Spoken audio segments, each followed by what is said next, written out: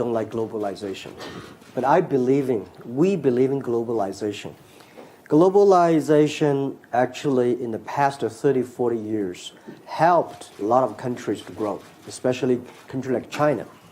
But people don't like it because it's not inclusive. So globalization itself is good, but how we can improve it, how we can make more developing countries get involved, how we can help a small business get involved, young people get involved. In the past 20 years, the globalization was controlled by 60,000 big companies. So what if we can help 60 million or 60 million small business, any young people that can global buy, global sell? That's something that I think the world trade should be looking like. So I think today, because of the technology we have, because of the internet, because of the mobile phones, because of the new infrastructure that we are building up, we think we can help all the small business, young people. If they have a phone, they can global buy, global sell, global deliver, global pay, and global travel, having fun. That's the whole vision for EWTP. And I think this is what I talked to WTO. WTO needs to be upgraded to the second version, focusing on developing countries, focusing on the young people, small business. And most of the free trade zones today designed for only big companies. We think there should be free trade zones for small companies to import and export, 24 hours clearance custom office. And if you are below $1 million US exporting to the other countries, should be totally tariff-free. And EWTP refers 4 T: training, trade, technology, and tourism. So making sure that, because the whole world is expecting a new form of globalization. I don't think, the model in the past 60 years that all the government make decisions how to do business and the business follow. Next 30 years should be the business make decisions, government supported. So this is EWTP, it's a private driven, and that's why we go one country after one country to convincing the country has the vision, the convincing the government has the wisdom and the courage to support the young people, small business. This is the whole vision. So one person you have convinced is President Kagame. You've signed up for this. Mr. President, why did you sign up, and what are the expectations you have of this for Rwanda? Well, to begin with, it was a great opportunity that came our way. Thank you, Zeni, for, first of all, inviting us here and moderating this session. So when I met Jack Ma, and he had already thought through this in a broader sense, and was happy to start with Rwanda because of what Jack had observed in terms of the investments we have made in the area of infrastructure and technology and the governance generally thereof that would support this kind of business and relationship and transactions. So we have already started, and what is happening on the ground is very exciting because the young people and what Jack has just said, this is a relationship that brings in the otherwise marginalized, levels of society, the young people, the farmers, and this has helped bring them in connection directly with the consumers. Can you give an example? You were telling me earlier about the example of coffee. This initiative was signed in October 2018, so really not very long ago. Yeah. Give us a sense of what on the ground has happened already. Already there is coffee being sold through this e-commerce. To Chinese customers. Chinese customers. And what is happening, on average, generally, a coffee farmer or business people were getting around $8 per kilogram. Now they have additional 4, which is $12 for every kilogram. And this happens very fast, and the transactions are very beneficial, almost real time. So one of the ambitious goals of this is that you said it was up to $1 million in transactions would be tariff-free, and you, Mr. President, have clearly agreed to that. Do you think, why did you do that? Because you think that's an important part of a development strategy? There's no question about it. If you look at the number of people who are going to benefit, the young entrepreneurs, these farmers who are involved in, for example, coffee businesses, it's all inclusive. The small and medium enterprises are benefiting, and these are the majority when it comes to the businesses in any country. You find these ones put together hold more than any other level that you can think of. And where, Jack Ma, what's the scale of your ambition with this? You have signed up a couple of countries so far. You're going country by country, but is your goal to create an alternative global trade system? Well, we want at least giving some values to the new global trade system because of the technology. I never expect that Africa could be so huge. This is in 2 years I've been to Africa for 3 times. And when we started to sell the coffees, 2,000 packages of coffee, we put online, and within 3 days, all sold out. And I said, wow. And we even did not have a lot of promotions. I giving the some coffee to my friends. They tried it, and they said, Jack, where did you get this? I said, you guess. And I said, Rwanda. I said, are you really? Then we think this year, at least for coffee-wise, we can sell 120,000 packages. And for those young people, when they have mobile phones, not only for computer games, not only for making phone call Twitters, they should do business. So that's we think will be covering all the countries. So let's posit you're successful, and this grows and is a big part of trade. It's a lot of countries. Mr. President, would you worry about having a trading system focused on one company?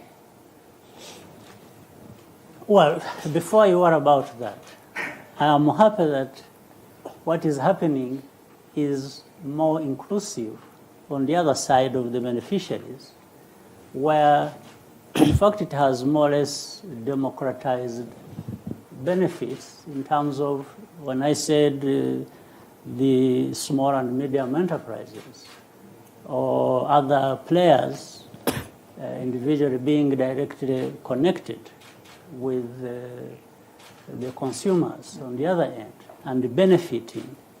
I think that's huge. It's like we are here talking about hundreds of millions, later on running into billions of transactions involving more and more people every day in this and benefiting. Before you worry about one individual or one company or two that are doing that, I'm also looking at the benefits on the other end, where the numbers are unprecedented. Would you want down the road other companies to be doing the same thing? I'm not worried about that. I'm worried about getting the small and medium enterprises and individuals. There are hundreds of millions and billions getting better for what they are doing. So now That's very good. This is what I ask. First, it's not a one company because we can never deliver ourselves. We don't have one people deliver for us. So we have a lot of deliver company for us. We have a lot of payment. The banks get involved. We get a government. But even if one company, if this company can solve the SME problems, young people's problems, job creations, let him do it. That's what I would say. But first, there is no this company in the world. There will be no this one company can do everything. For Alibaba, for EWTP, we said, this is our idea, this is our vision. Nobody believed it. And then we invite people who believe in building it up and get involved. Rwanda is going to be the most important hub, the founding hubs of the EWTP. One day, there are people who get used to that hub. They will be experts sending expert to all the African. So this is the concept. This is the dream. This is not the. I think Alibaba cannot do it alone. We have to partner. Let me give another typical example. We are aware of, say, global pandemics. There have been diseases affecting millions of people, tens, hundreds of millions of people. When we get medicine, if we go to medicine, and the medicine is accessible, it's affordable by the majority, do I start getting worried about the source of this medicine? Do I start getting worried and say, why does this medicine come from one company? No, I'm happy that people are getting treatment and in their numbers, and it's accessible and it's affordable. So for me, from this end, maybe for the other end, it's for Jack Ma to answer that question. I was going to quickly ask him But for me, from that. the other side, I'm happy. I was just quickly, and I'm going to then open to the audience. I was going to ask from the other side, when you talk to other potential partners, and let's be honest, we are in a world of, rising tension on tech matters between the US and China. And as people talk about a splinter net, is your very ambitious global plan viewed in some quarters with more suspicion than you would like? Well, today the world is full of suspicion and full of worries. To me, to us, it's an opportunity. I don't believe over 200 countries, everybody is puzzled. Every country is worried. But Europe is something worried to me because the worried Europe. The worried are The in Europe. worry worries Europe. Right? The European people just worry too much. Privacy, security. Is there any rules? What happened if this and that? So I'm happy President Kagame, he's not following Europe and embrace the future. Because people here in Europe, I was here, everybody talking about how can we regulate it? How can we protect? There's nothing can protect you unless you have the capability of knowing the technology. So that's why we don't go to America first. We don't come to European countries first. We go to the country who believe in first. We go to Africa and they say, wow, people say, impossible. How can Africa be successful? I said, I heard this question and challenge again and again when I started my business 20 years ago in Alibaba. Everybody say, how can Alibaba be successful in China? In China, no internet. Government banning, rules, laws, no credit cards, no logistic. We say, if there's no, let's build it. If there's no credit card, let's build a payment system. If there's no logistic system, let's build a logistic system. So we are not fighting for tomorrow. EWTP will never be success tomorrow or today. We'll probably succeed in 10 years, 20 years. So we should have, if you have a patience, we believe if you really create value for the others, more people will join in. So this is always we believe. I have lots more questions I'd like to ask you, but I think I'm going to open now to the audience. Yes, gentleman here, second row. Hi, my name is Could you briefly introduce yourself and keep it brief? Hi, my name is Youngmin. I'm global shaper from Korea. Personally, I'm working for Google. I have many questions about tech industry happening right now. As you know, as digitalization is accelerating, we produce more and more data. But the thing is, the data itself is collected and centralized to specific country and specific company. So how can you solve this data centralization issue? Thank you. Data center. Centralization. Do you want to take that or should we? Yes, very briefly, and then we'll move on. Yeah, I think first, everything we worry today will be solution. If we cannot solve it, somebody will. If I cannot do it, my kids will do it. But if you don't do it, then there's no problem, there's no hope. So I don't worry about that. Most of the government today worry about the data, privacy, security, centralizations. It's just the beginning of the data period. Give another 5 years, you will find things will be completely changed. Thank you. There's a lady here at the front row.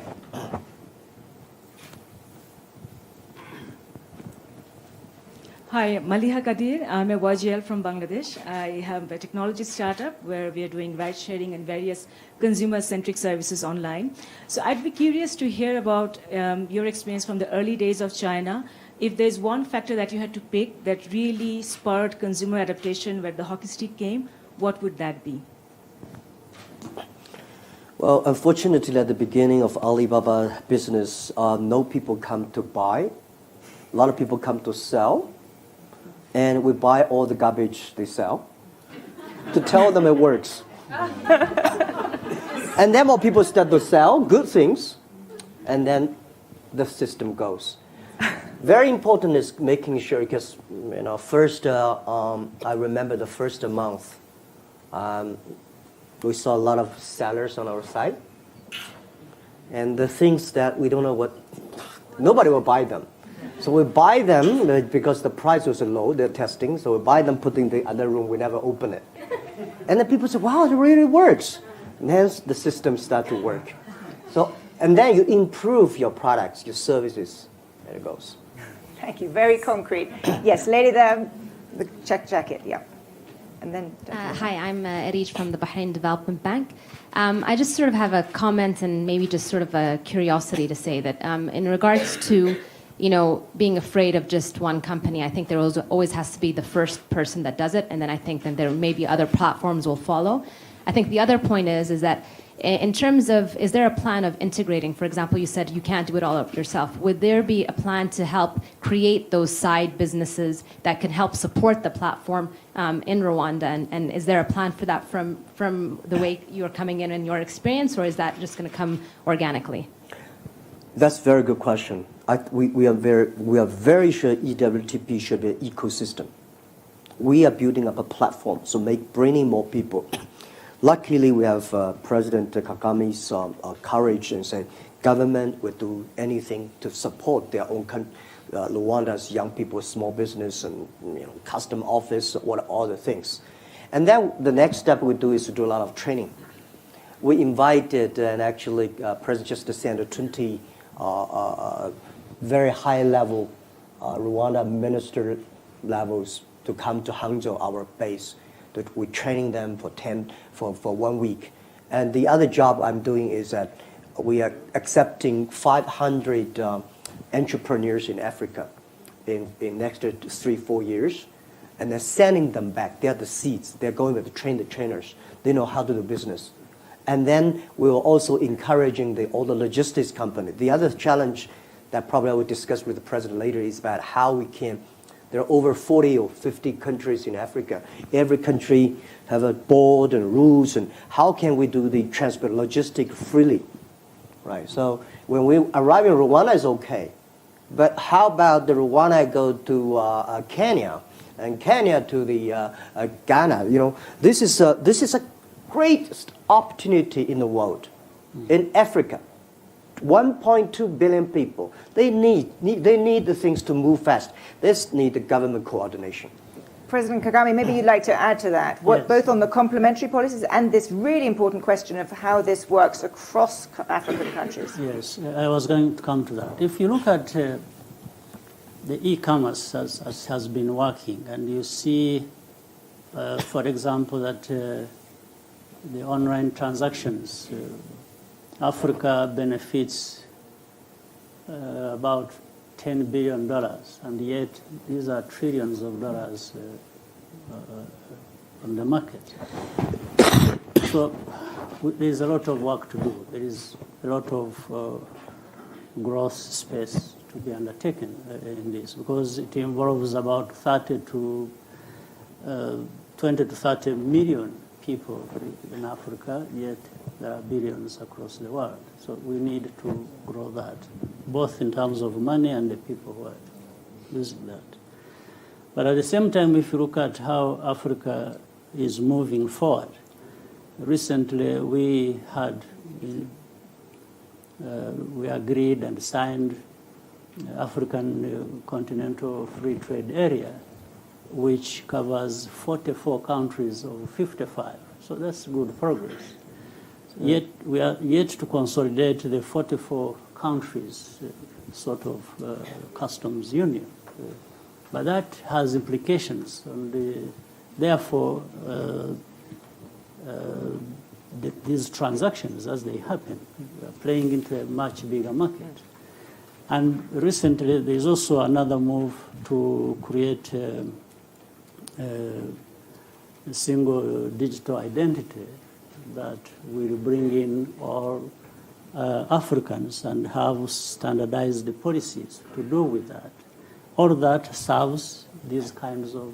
Helps them make that much easier. It makes it much easier. So already things are happening within countries themselves, but then across Africa. So the end goal would then be a free trade area, particularly for small businesses, done with digital identity cards across Africa. Yes. That's a pretty bold goal. Yes, lady here, second row. My name is Funega Munchane. I'm a young global leader from South Africa. I have two questions. Firstly, just to confirm that while at the beginning the flows would be between Africa and China, that this can end up being a platform that helps Africans trade with one another. The second question to President Kagame, what advice would you give to other presidents on the continent who might be reluctant to join the platform? Yeah, so first question, yes, it is from China to Africa first, because China has 1.4 billion people. And China, I convinced my ministers and prime ministers, is give us some chance to test, right? So they say, all right, this is the first time they give us the experience to test. So we import more from Africa. But every hub finally will connect. So we have a hub in Africa, Rwanda. We have a hub in Belgium. We have a hub in Malaysia. We hope from Rwanda to Malaysia to Belgium, in the future maybe Thailand, we'll also do things like that. And then there will be more hubs in Africa. And then Africa internal can go. All the hubs will be connected. That's the plan. Mr. President, what would your advice be to perhaps more reluctant presidents? No, I think the best way to approach it is to, and maybe to deal with any other problem like that, is to show people what they benefit by doing certain things and what they lose by not doing so.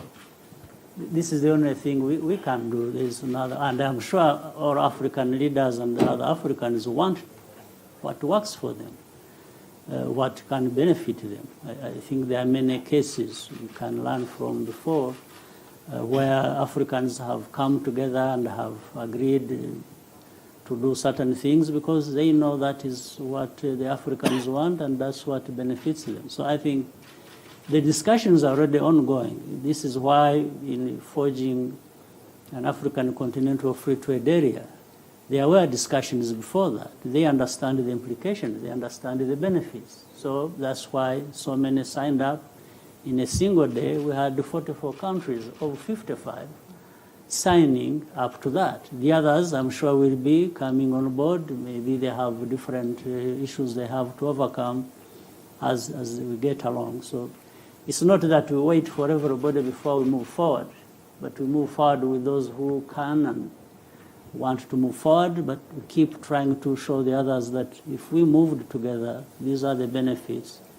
If we don't, these ones benefit and these ones don't. So that's what we are doing. Thank you. There was another question here. Yes, lady in the second row, and then gentleman in the third row.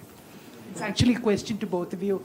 I'm from India in healthcare, but it's not related to this. Jack Ma, what would be, I love your vision and you make it sound so credible possible, but what is the country risk, the political risk, and that's what I would ask you also.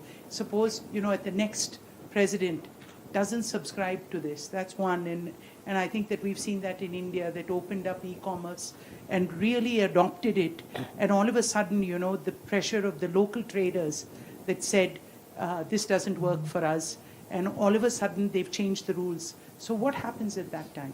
Great question. Jack Ma. Well, that is why I'm quite busy flying around and meeting all the presidents and PMs.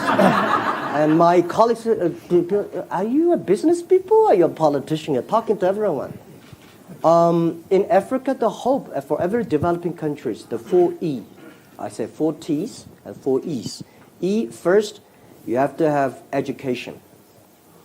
Every country from now on have to think it through, that the current education system that we teach our kids will not be able to create jobs for our kids in the future.